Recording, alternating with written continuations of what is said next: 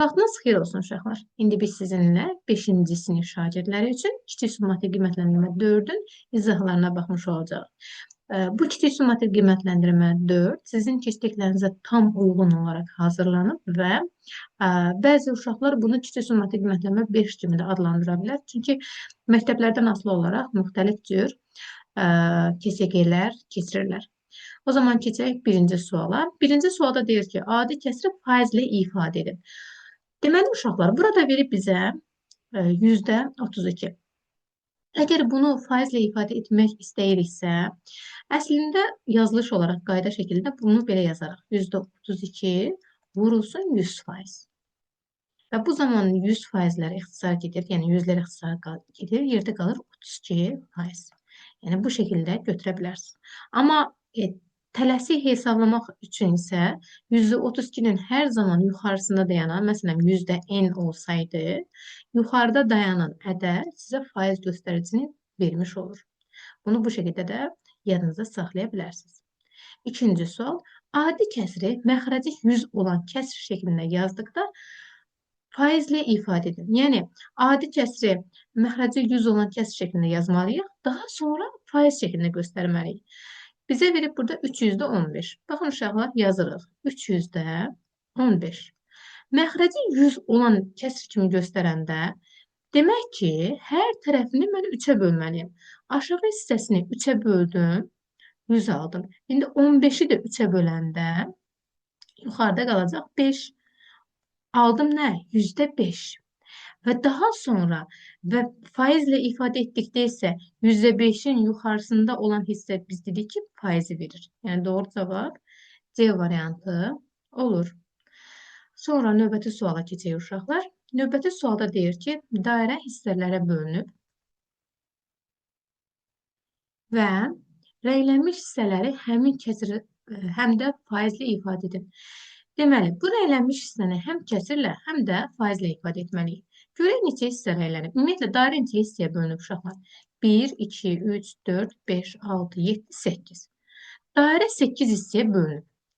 Bu 8 hissədən neçə hissəsi rəylənib? 1, 2, 3, 4. 4 hissəsi rəylənib. Demək ki, yazaram burada 8-də 4 hissə rəylənib.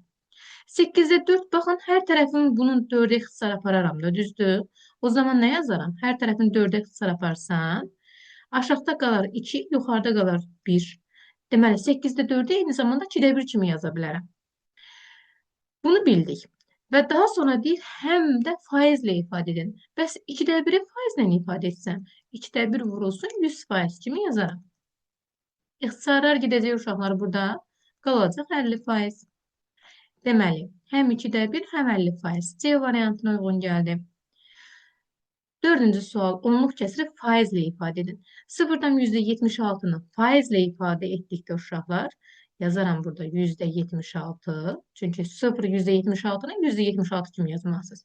Vuraram 100%-a, edər yenə də 76%. Doğru cavab D variantı. Növbəti, 80 ədədinin 30%-ni tapın.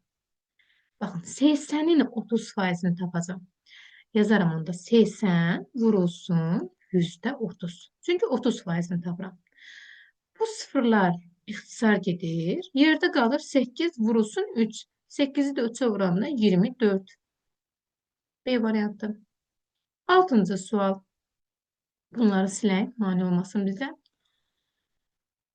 6-cı sualda deyir ki, 100 ədədinin 20% ilə 80 ədədinin 15%-nin cəmini tapın. Baxın uşaqlar, maraqlı sualdır. Alt qrafı açın və burada izah edin.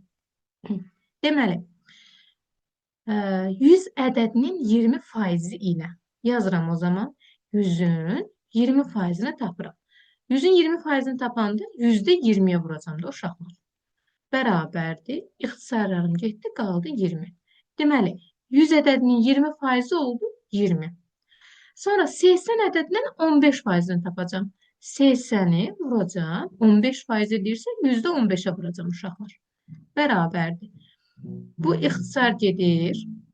Daha sonra burada bu da ixtisar gedir. 2 yuxarıda qalır uşaqlar 3.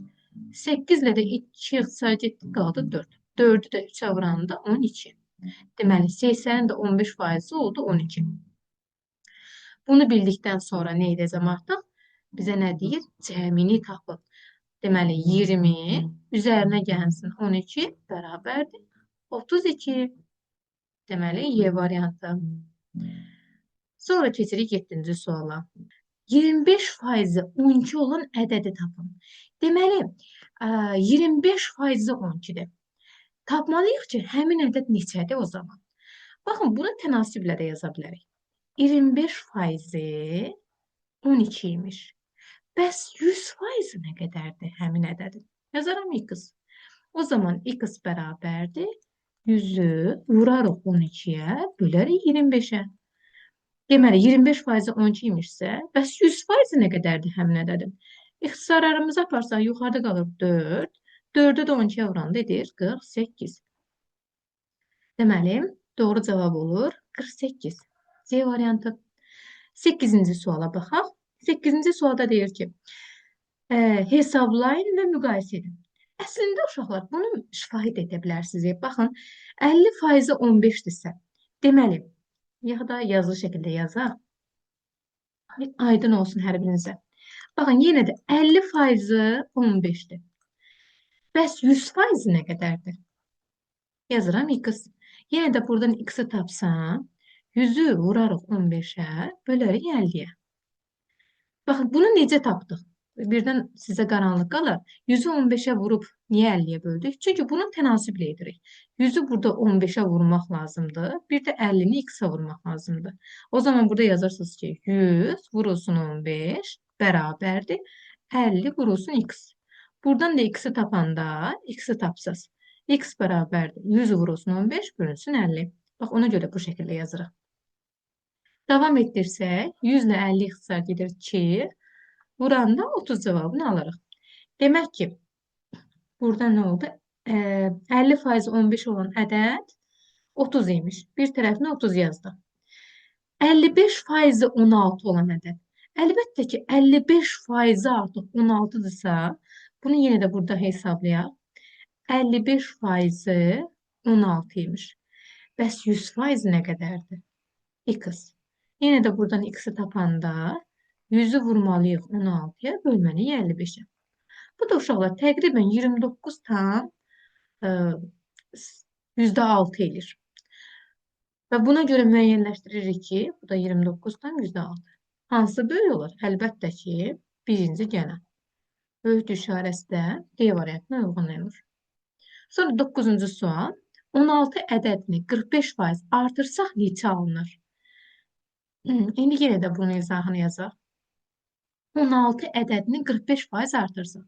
Əvvəlcə taparıq ki, 16 ədədinin 45% nə qədərdir? Ona görə 16-nı vurarıq %45-ə. Bərabərdir. İxtisarlarımızı yenə aparsaq. 45 ilə 100-ü 5-ə ixtisar apararam. Aşağıda qalar 20, yuxarıda da qalar 5-ə bölsəm 9. 16 ilə 20-ni də ixtisar apararam.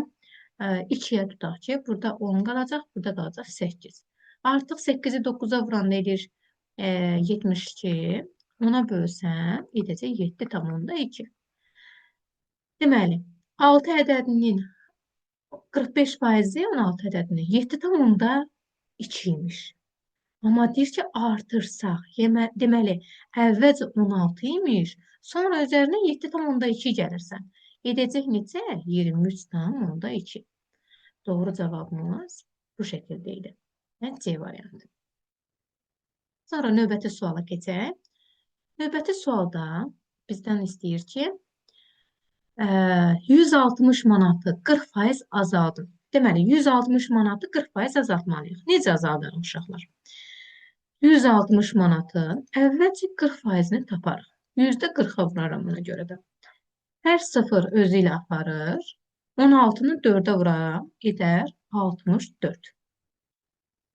Daha sonra 160 ədədini 40% azaldın deyir axı. Ona görə də 160-dan da çıxaram 64-ü. Bu da edəcək 96. Deməli, doğru cavab 96 imiş uşaqlar. Sonra növbəti 11-ci suala baxaq. 11-ci sualda deyir ki, Tarladan birinci gün 50 kiloqram, ikinci gün isə bundan 40% az məhsul yığıldı. 2 gündə neçə kiloqram məhsul yığıldı? Diqqət edək uşaqlar. Deməli, birinci gün yazaq buradan. Birinci gün. Birinci gün 50 kiloqram məhsul yığılıb. 50 kiloqram. İkinci gün isə bundan 40% az. 40% az deyirsə, nə edərəm? 50-ni, əvvəlcə 40%-i nə qədərdir? Onu taparam.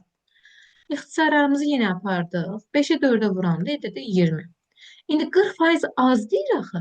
Ona görə də 50-dən çıxaram 20-ni. Edər 30 kiloqram. Deməli, ikinci gün nə qədər məhsul yığmışmış? 30 kiloqram məhsul yığmışmış. Və bunu bildikdən sonra 2 gündə cəmi nə qədər məhsul yığılar? Bu baxımdan da 50-nin üzərinə 30 gələrəm, edər 80 kiloqram. Bu da doğru cavab B variantıdır. Yəni, bu şəkildə müəyyənləşdiririk. Sonra növbətisi 500 ədədinin 30%-nin 80%-ni tapın. Diqqətlə qulaq asaq uşaqlar. Əvvəlcə 500 ədədinin 30%-nin 80%-ni tapacaq. Deməli, müəyyənləşdirərik ki, əvvəlcə 500 ədədinin 30%-i nə qədər imiş? Ona görə %30-a vurarıq. İxtisarlar yenə aparırıq. 5-i 30-a vuranda edir 150. Deməli, birinci hissəni bildik ki, 500 ədədinin 30%-i 150 imiş. İndi ikinci hissədə deyir ki, həmin o 150-nin 80%-ni tapın. Ona görə də 150-ni vuracaq %80-ə. Bu ixtisarlarımız yenə də getdi. 15-i 8-ə vuranda edəcək 120.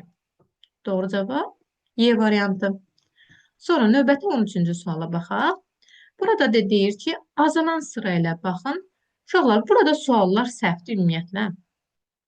Yəni, bu tip suallar düşəndə müəlliməyə də deyərsiniz özünüz. Azalan sırayla deyir. Burada 3 versiya uyğun gəlir. Baxın, həm burada %73, 73%dir. 38%dir, bu da 35%dir. Diqqət edin, hamısı azaldı. 73, 38, 35. A variantı da uyğun gəlir. B variantı uyğun gəlmir. Çünki 23, 32, 35-dir. C variantı da uyğun gəlir. Çünki 73, 32 və 12%dir. Hətta D variantı da uyğundur. 82%, 39% və 35%. Ona görə bu sual ümumiyyətlə səhv düşüb. Ya burada artan sırayla yazmalı idi. Ümumiyyətlə bu sualı doğru deyil. Bəlkə də sizin versiyası, bu versiya düzəlmiş şəkildə sizin qarşınıza çıxa bilər. Sonra 14-cü suala baxaq. İki usta, bunlar açıq suallardır uşaqlar. Diqqətlə dinləyək. Suallar bu şəkildədir. İki usta birlikdə 50 detal düzəldərək sifariş aldı. Bir həftə ərzində ustalardan biri bu sifarişin 20%-ni hazırladı. İkinci usta isə 40%-ni hazırladı. İndi deyir ki, A variantında birinci usta, baxaq, birinci usta neçə detal hazırladı? Bir-bir yazaq. A variantı. Birinci usta neçə detal hazırlayırsa, İki usta birlikte 50 detal hazırlamıştı. Və birinci usta sifarişin 20%-ni hazırlamıştı. Ona görə 50-nin %20-sini taparıq. Hər sıfır özü ilə aparır. Baxın. Sonra 5-i də 2-yə vuranda edir 10. Demək ki, birinci usta neçə detal hazırlamışmış? 10 detal. B variantına baxaq. İkinci usta neçə detal hazırladı? İkinci usta isə 40%-ni hazırlamışmış. 50-ni vuraram %40-a. Yenə də bu sıfırlar hərəsi özünü aparır. Yerdə qalır 20. Deməli, ikinci usta da 20 detal hazırlamışmış. 8 C variantına baxaq. Birinci ustanın hazırladığı detal ikincinin hazırladığı detaldan neçə faiz azdır? Deməli, baxın uşaqlar. Birinci usta 10% hazırlamışdı. İkincisi 20% hazırlamışdı. Neçə faiz az olduğunu deyir tab. Baxın, ən çox olanı 100% qəbul edin. Az olanı isə bilmirsiniz neçə faiz qəbul edin. Buradan da x-i tapsaz, onu vurarsınız 100-ə, bölərsiniz 20-yə. Yenə də ixtisar aparsaq, burada 2 də yenə də ixtisar gedir. qalır 5, 50. Demək ki, birinci ustanın hazırladığı detal, ikincinin hazırladığı detaldan 50% az imiş. Bu şəkildə müəyyənləşdirərsiniz uşaqlar. 15-ci sual, yenə də açıq sualdır. Mağazada gün ərzində 500 kiloqram meyvə satıldı. Bu meyvələrin 50%-i alma idi. Almaların 30%-ni qocalar evinə apardılar. A variantında mağazada gün ərzində neçə kiloqram alma satıldı? Yenə də baxaq uşaqlar. Bu ümumilikdə 500 kiloqram meyvə var idi. Bunun 50%-i alma idi və o satılıb. O zaman 500-ün A variantıdır bu. %50%-ni taparam. İxtisarlarımızı yenə apararıq. 5 bərabərdir 250 kiloqram. Deməli, mağazada gün ərzində neçə kiloqram meyvə satıldı? Alma satıldı, 250 kiloqram alma satıldı. Digər meyvələr neçə kiloqram idi? Digər meyvələrin neçə kiloqram olması üçün ümumi meyvələrin kütləsindən çıxaram almaların kütləsini. Taparam ki, 250 kiloqram. Deməli, digər meyvə də 250 kiloqram imiş. Və qocalar evi üçün neçə kiloqram alma alındı? Qocalar evi üçün almanın kütləsinin 30% alınmışdı. Diqqət edin, burada deyir 30%. Ona görə %30-a vurarıq uşaqlar. Hər sıfır yenə özü ilə aparır. Yerdə qalır 75 kiloqram. Deməli, qocalar evi üçün 75 kiloqram alma alınmışmış. 16-cı suala baxaq. 16-cı sualda deyir ki, Anarın maaşı 500 manat, Həsənin maaşı isə 300 manat idi. Yazaq bura. Anar 500 manat və digəri nə idi? Həsən. Həsənin isə 300 manat maaşı var imiş. Növbəti ay Anarın maaşı 10%, Həsənin maaşı 40% artdı. İndi A variantında deyir ki, Anarın maaş artımı nə qədər oldu? Baxın, Anarın maaşını 10% artırdılar. O zaman 500-ü vuraram %10-a. İxtisarlarımızı aparsaq 5, 50. İndi 10% artanda 50 manat artıb. Ümumi nə qədər maaşı oldu? Əvvəlki maaşın üzərinə 50 manat artımı gələrəm, edə 550 manat. Deməli, Anarın hal-hazırdakı maaşı 550 manat oldu. Və növbətim, Həsənin maaşı artımdan sonra nə qədər oldu? Həsənin də maaşı 40% artmışdı. 300-ü vuraram %40-a. Yenə burada 3 qaldı. 3-ü də 40-a vuranda 120 manat. Amma 120 manat onun artımıdır. Həsən əvvəl 300 manat maaş alırdı. Üzərinə 120-ni gəlsəm, edəcək 420 manat. Deməli, Həsənin sonradan aldığı maaş nə qədər oldu? 420 manat oldu. İndi C variantına baxaq. Artımdan əvvəl Həsənin maaşı Anarın maaşının neçə faiz idi? Baxın, bura hissəni sileyim. Artımdan əvvəl Həsənin maaşı Anarın maaşının neçə faiz idi? Yəni, əvvəl onun maaşı 500 idi, sonra Həsənin maaşı 300. Yenə də çox olan maaşı 100% qəbul edin. Hər zaman belədir. Çox olanı 100% qəbul edək. Az olan, bilmirəm nə qədərdir, x% qəbul edirəm. Buradan indi x-i tapsaq, 300-ü vuraram 100-ə, bölərəm 500-ə. Yenə də ixtisar getdi. Burada qaldı 5. Getdi. 300-də 5-ə böləndə neçə edir uşaqlar? 60. Deməli, artımdan əvvəl Həsənin maaşı, Anarın maaşının neçə faizi imiş? 60% imiş. Və D variantında da belə verib ki, uşaqlar, bunu da silək.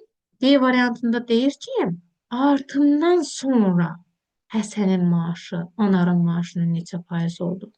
Artımdan sonra da Həsənin maaşı nə qədər idi? 550 idi. Burada düzəliş eləyək. Anarın maaşı 550 idi. Həsənin maaşı 420 idi. Yenə də bu səfəri 550-ni çoxu 100% qəbul edirəm. Həsənin maaşını da 420-də bilmirəm x faizlə qəbul edirəm. Yenə də x-i tapsam 420-ni vuraram 100-ə, bölərəm 550-yə. Bərabərdir. İxtisarım yenə aparıram. Sonra 5-ə bölə bilərəm burada. Burada qalacaq 11. 5-ə böləndə burada qaldı 2. Sonra 420-ni 2-nə vuranda eləyəcək 840 böləcəm 11-ə. İndi 840-ı da 11-ə böləndə uşaqlar. 840-ı 11-ə böləndə 76 tam 11-də 4.